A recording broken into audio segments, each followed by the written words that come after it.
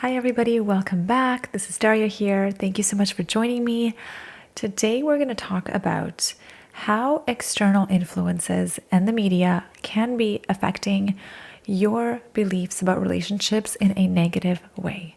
Now, most of us have grown up on watching romantic comedies, watching drama, watching films like The Notebook.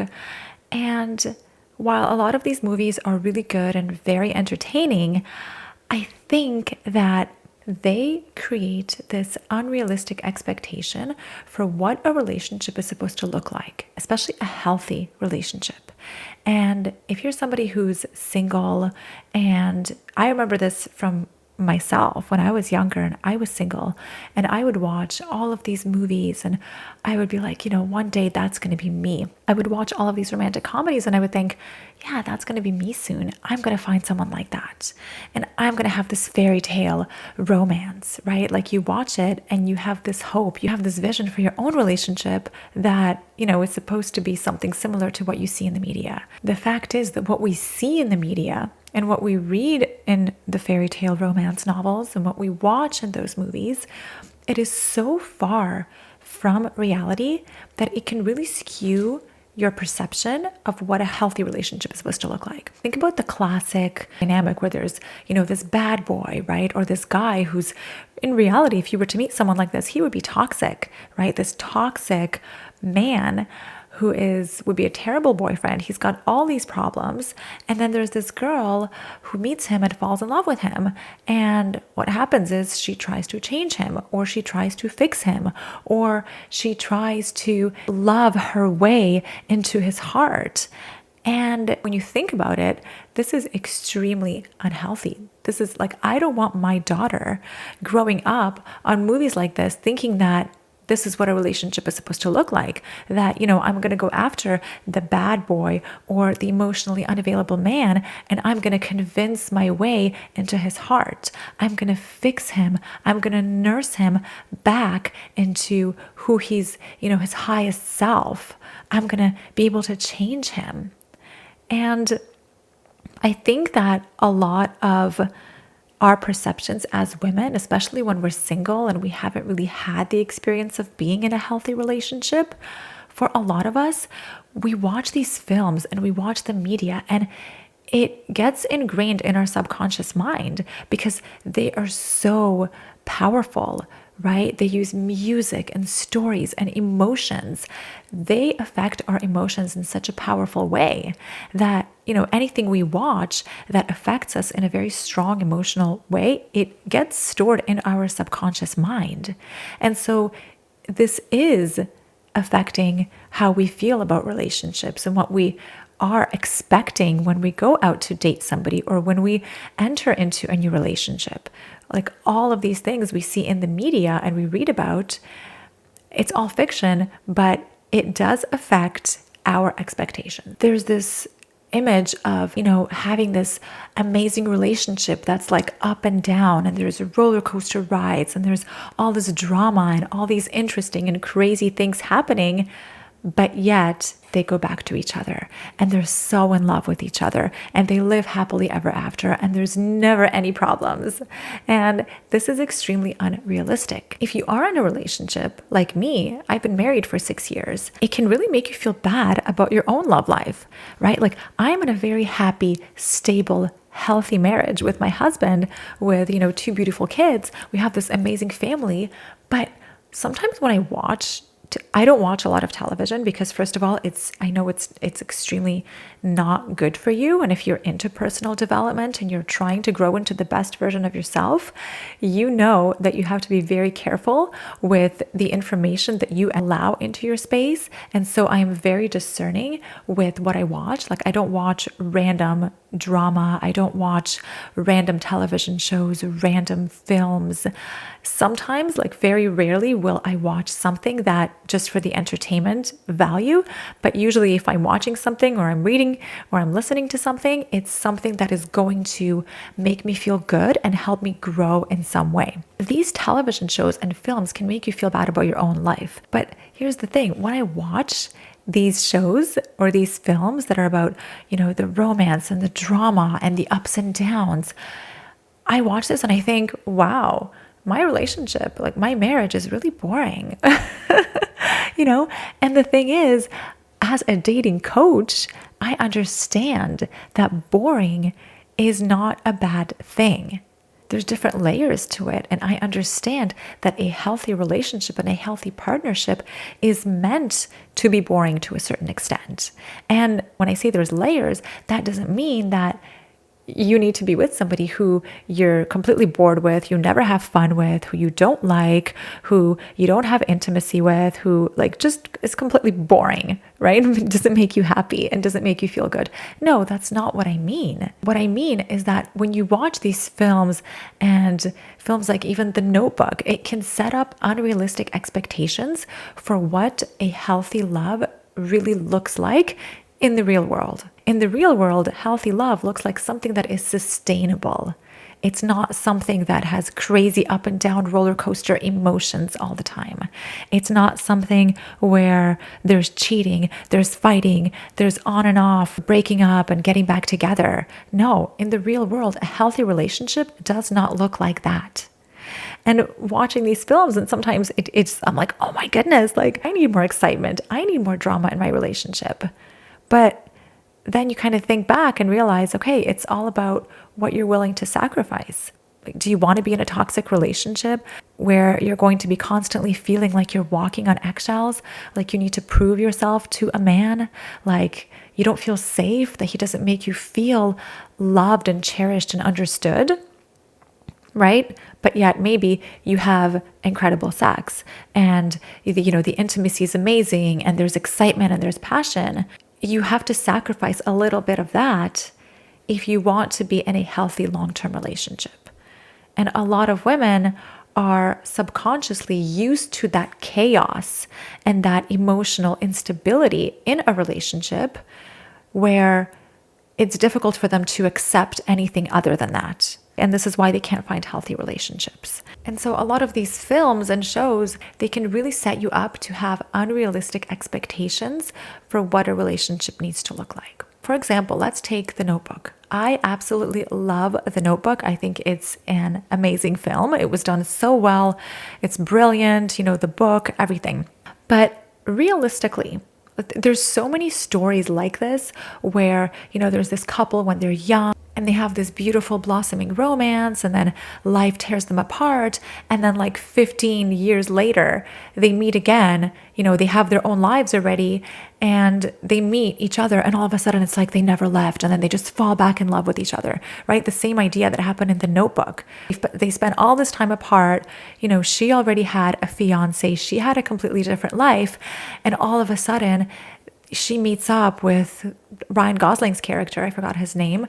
And it's like they never left. And then they just fall back in love and they're willing to tear their entire lives apart in order to just go back and be with each other.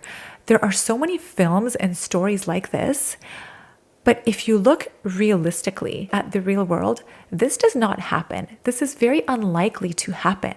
15 years later, they're both going to have their own lives. They're both going to have new relationships, people that they've fallen in love with. They're going to have a completely different life and they're not going to forget about each other. And they shared something special in the beginning, but it's extremely unlikely for two people to get together like this after all this time and just say goodbye to their lives and just forget everything and go back and feel the same way that they did and expect to have the same relationship that they did when they were like 15. It's amazing for the entertainment value, but most people in this situation, 99% of the time, they would have moved on. I can't imagine. I was in a relationship for 5 years when I was in my late teens and like early 20s. And that was my first really serious relationship. Like we were so serious about each other. We did everything together. We were so deep emotionally with each other. We were planning futures together. And it didn't work out because we grew apart and there's certain areas of our lives, certain values that we, I guess, grew into in a way. And so we grew apart. While that relationship was extremely meaningful for me and it was extremely special in its own way, if I was to meet him now, I cannot imagine just leaving my husband, leaving my family, leaving my kids, and this life that we built together just to be with this guy that I had, yes, a serious relationship with for 5 years, many, many years ago. I cannot imagine doing that. It's just unrealistic. So what I'm really trying to get at is that we have to be very much aware that drama and movies and books and all of this fiction is meant to entertain. It's not meant to educate. And there's a very big difference between those things, because if you're growing up just watching those films, reading the books, expecting relationships to be like a fairy tale and expecting these crazy ups and downs and the cheating and the lying and the dishonesty, you accept that and you think that that is okay, then you are being educated by this without even realizing it. The media is feeding you this information without you realizing it. And I honestly have this theory that I think everything in the media, including these types of films and social media and everything that we see, I think that it is meant to really make us dumber, keep us busy so that we're not educating ourselves, so that we're not growing, so that we don't have our own, minds and perspectives and opinions, so that we can be controlled. Okay? This is what I truly believe. And I think that it is extremely important to educate yourself, not only on relationships, but on everything. Every aspect of your life. You have to be aware of what is important to you. And like I said earlier, you have to be very mindful and discerning of the information that you allow into your space. Because everything that you absorb gets stored inside your mind and body. And here's the other thing I want to say. If you're watching these TV dramas and soap operas and that is the norm to you, that is what your typical relationships look like, that is not healthy. If TV drama is your real life, something needs to change. And the fact is that this comes from your beliefs. If you are used to being with emotionally unavailable men, being in toxic relationships, being in relationships where you don't feel safe and understood and just good. If that is your norm, then you need to reassess your beliefs. This is coming from your beliefs about what is normal, what is healthy. You need to look at your external influences. Who is influencing you? What is influencing you? What are you paying attention to? And this is why it's so important to educate ourselves.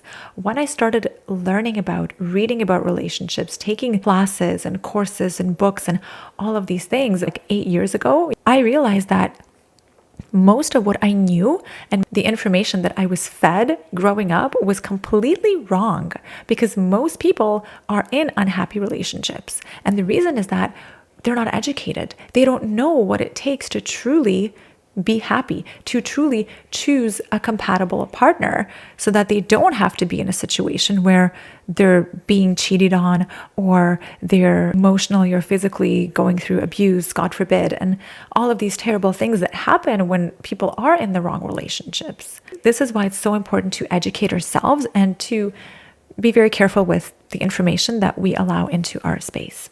So if you have been accustomed to being in unhealthy relationships or attracting emotionally unavailable men, it's important to go back to basics and examine the root of your beliefs. So sit down and ask yourself, what was modeled to you when you were growing up? What were you told by your parents? What were you taught about relationships, about yourself? What was your experience with relationships? What has been your experience since from the time when you were little to when you're older? How were your dynamics between yourself and your father, yourself and your mother? Because those are all influencing how you see relationships and what you're expecting from relationships. And the fact is that we are unconsciously choosing partners based on familiarity, based on what wounds we are trying to heal, based on what we didn't get when we were children. That is what we are basing our relationships on. That is what we are attracted to. And so a lot of the time, if you're stuck in a situation, if you're in this loop where you're continuing to attract emotionally unavailable men or toxic relationships or situationships, it is because there's some sort of subconscious beliefs that you need to get to the root of. You pluck those weeds out so that you can feel safe in a healthy relationship. Because those roots are coming from what you experienced as a child, but that's not you anymore. You need to step out of that into the new version of you, the one that is ready for a healthy relationship, that feels comfortable in a healthy relationship, the one that is ready to release the chaos and just break this pattern of attracting the wrong men over and over and over again. This is what we do in one-on-one coaching. If you want to work with me, get to the root of why you are attracting the wrong men, why you just cannot seem to break out of this loop, come work with me. Come apply in my bio, send me an email, send me a DM on social media. I would love to help you, because when we get to the root of the issue, we figure out why this is happening, and we pull out those limiting beliefs and we change your perception of relationships and your expectations and how you feel in a relationship. That is when you are going to easily be able to attract the person that is actually meant for you. The healthy relationship is going to become super clear and super attractive to you, as opposed to now where you're just attracted to the wrong types of people that keep disappointing you over and over and over and over again. Dating strategies are great, and I have a lot of them in my courses, but if you want to go deeper, if you really want to get to the root of the problem and you want to find a permanent solution, you have to get to the root. And this is what we do together in coaching. All right, so reach out to me if that is something that you would like to work on. Okay, one more thing I want to talk about is this idea of the good girl who changes the bad boy. And I touched on this a little bit in the beginning, but I want to really just debunk this myth that if you meet a man and you're extremely attracted to him, but he's got a whole bunch of issues, like maybe he's got, some mental health issues, going through a very difficult period in his life right now. Maybe he's going through a lot of instability. Maybe he's still in love with his ex, but he really likes you and he wants to date you, okay?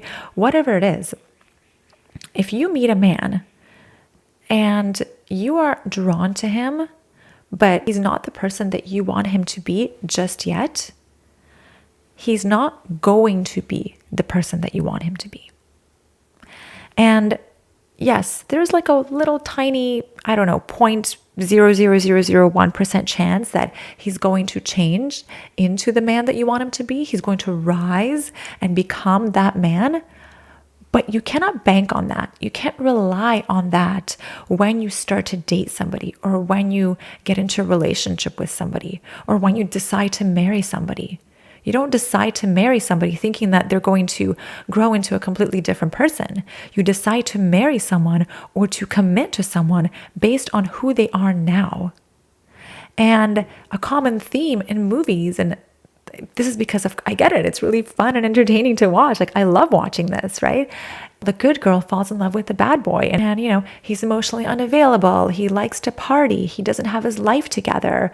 He's not, interested in the least bit in committing, right? But she's head over heels in love with him. And girl, I've been there, okay? I have been that woman in the past so many times. And maybe you have too. But it's this idealistic perspective, where she falls in love with him and then she just gets him to change, right? She gets him to change because she's just so wonderful and she's so patient and she's so loving. And she's unlike anyone he's ever met before. She's just so different. And he decides that he's going to do a 180 for her and become a completely different man. And then they're together happily ever after. I don't know where I got this idea, but when I was younger, like I was in high school, this is exactly my story. Because the less attention that a guy gave me and the more of like a bad boy he was, the more attracted I was to him. And I was always the good girl, okay?